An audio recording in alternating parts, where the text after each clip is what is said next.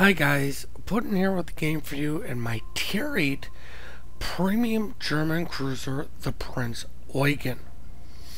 Now my captain skills are going to be priority target, expert marksman, adrenaline rush, superintendent, demo expert, advanced fire training, and of course concealment. My modules are protect my main batteries along with shooting AA, damcom 1, faster rudder shift, and of course more concealment. Now, unfortunately, what you guys are going to get is possibly just matte gameplay. Some of the reason you're saying this is, well, because one, this is probably the best cruiser game that I've gotten all weekend that I just felt like showing,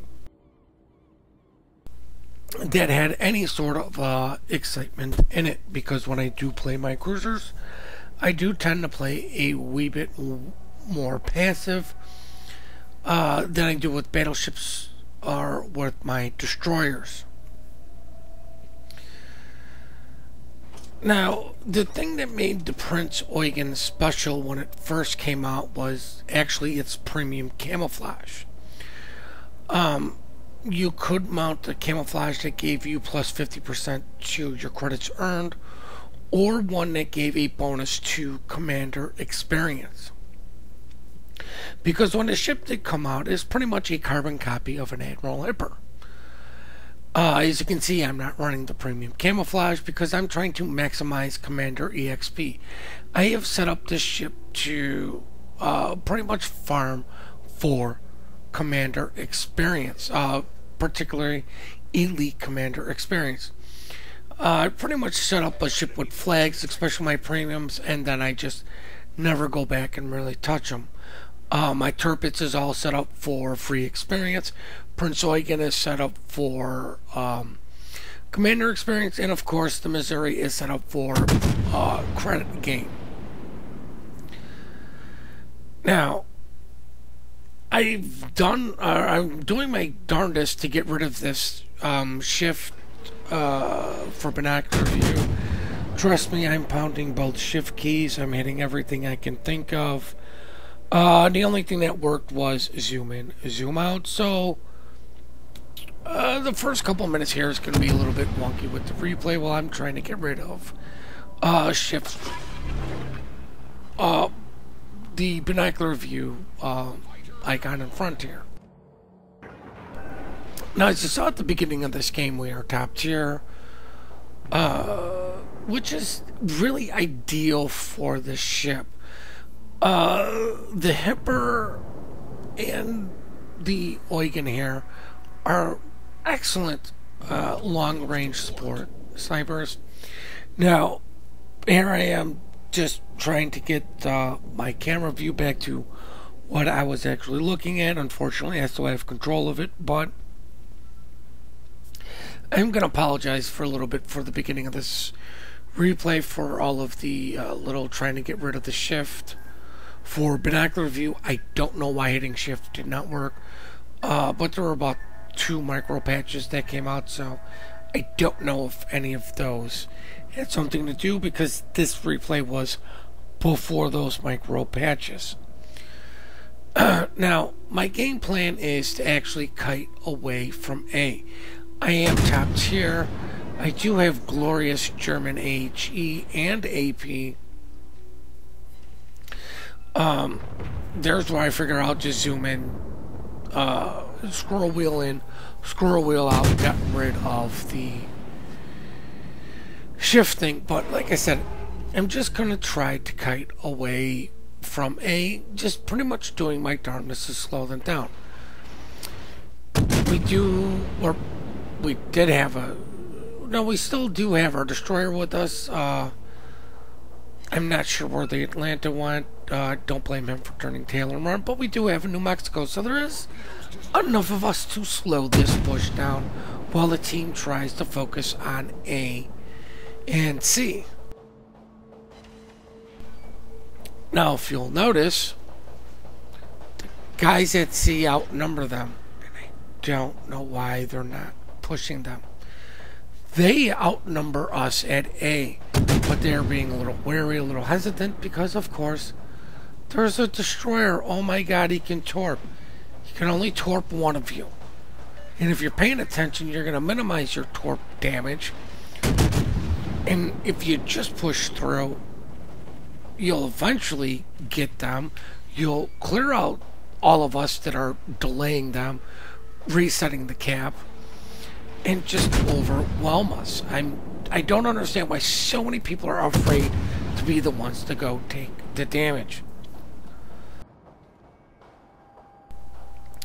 But with our DD dead, and pretty much just New Mexico and me, it's time to start the kiting. Now, I am going to use AP an awful lot because the German AP it can be very, very, very deadly. Even against destroyers, but I see the Bajoni as a better target. I take the shot thinking or hoping that at least something will get through. I get glorious dispersion, and no, the island took it all. But, I mean, that's just what I mean by, you can see, we slowed them down. These guys aren't really pushing out. I am switching to HE because most of these guys are angled, and it just seemed every freaking time I switched to, from HE to AP, these guys would turn to be angled, and it was really driving me nuts. It was kind of flustering me that I just couldn't get my AP to work so early on. But even with the Scharnhorst being angled a little bit, if I just aim up into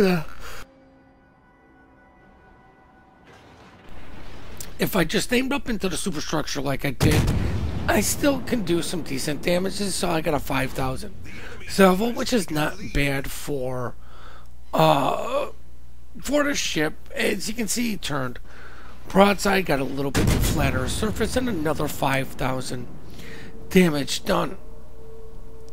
These ships, when they first originally came out, were supposed to be AP monsters. Anything showing any sort of broadside, or actually showing a nice flat side, these things would just eat alive.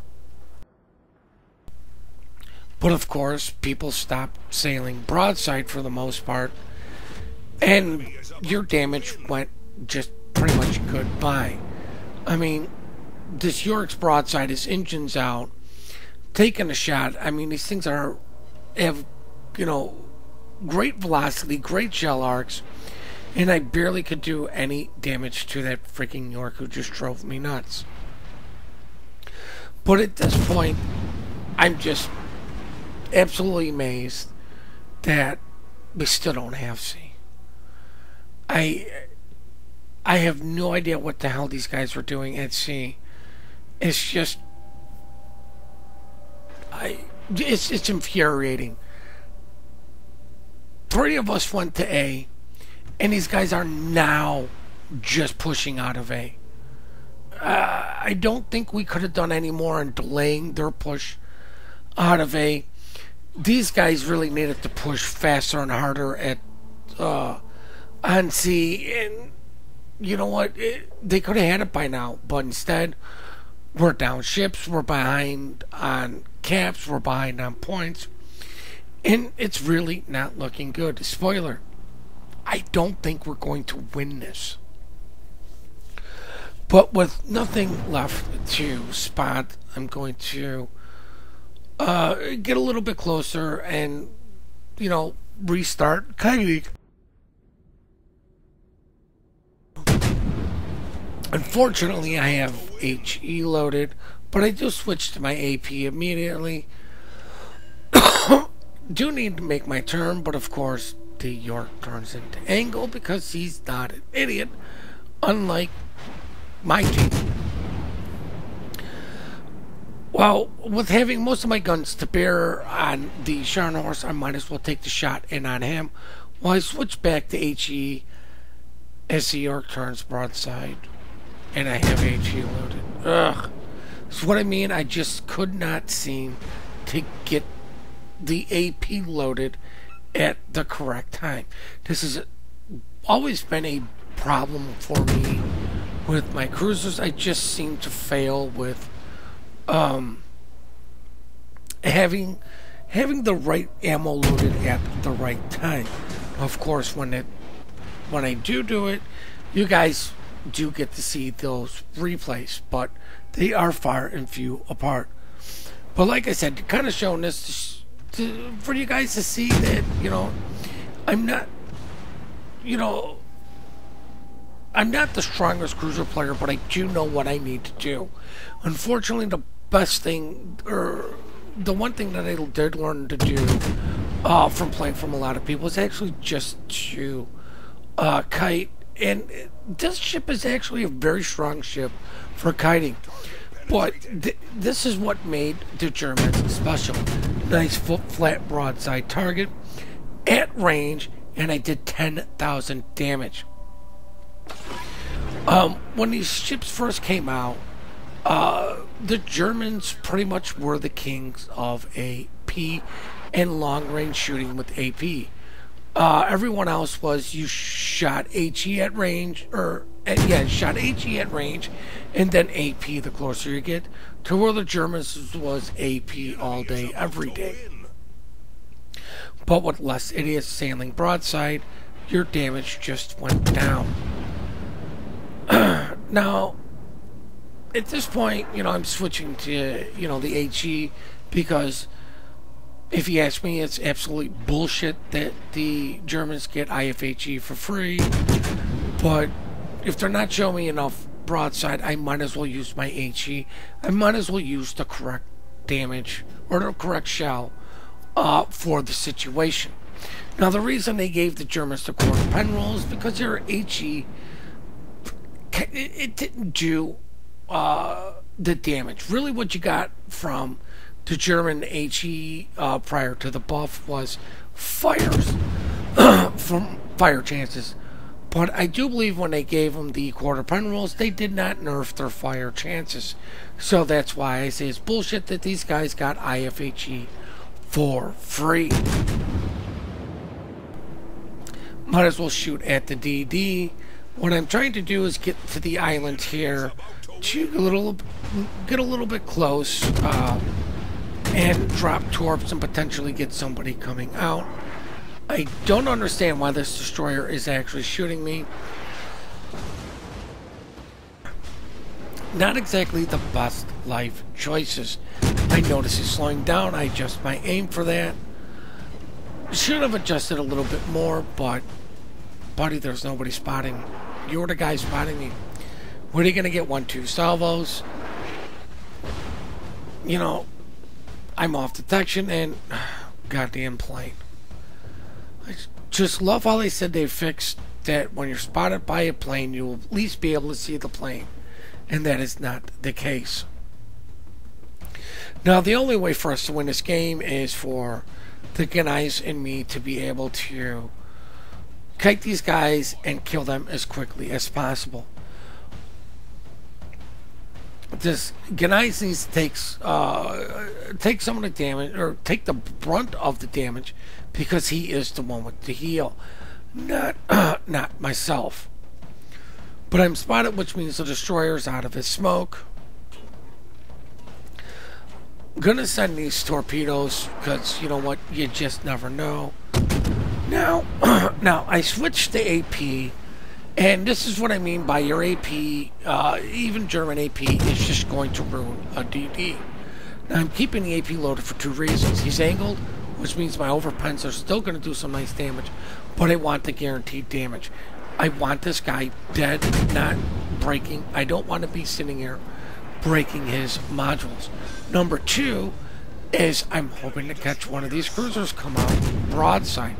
Because the Bajillion comes out broadside, he's obviously going to miss my torps, but he's not going to be able to dodge those citadels as I polish him off.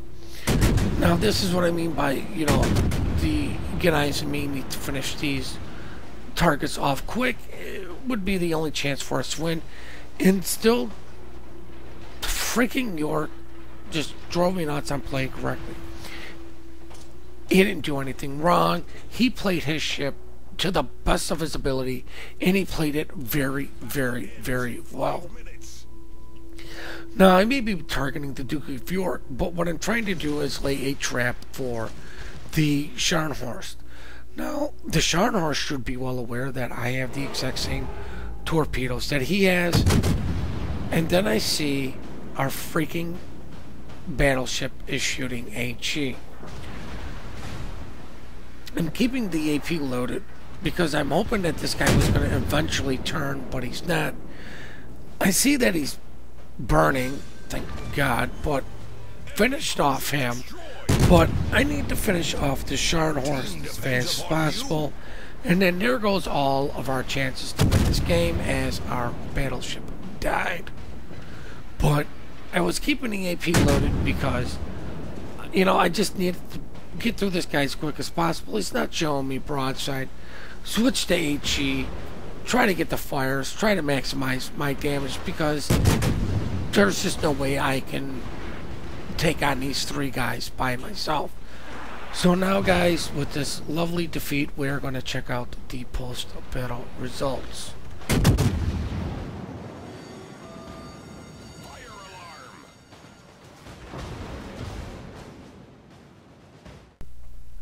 99,000 damage, 3 ships sank, 0 medals on a loss, and I, of course, #1 on our team with base experience of 1100. The Gajamada did an excellent job on his team. Here's the money screen for the people that enjoy that. 77,000 damage coming from main batteries, 20,000 from high explosives, and 57 from the armor piercing.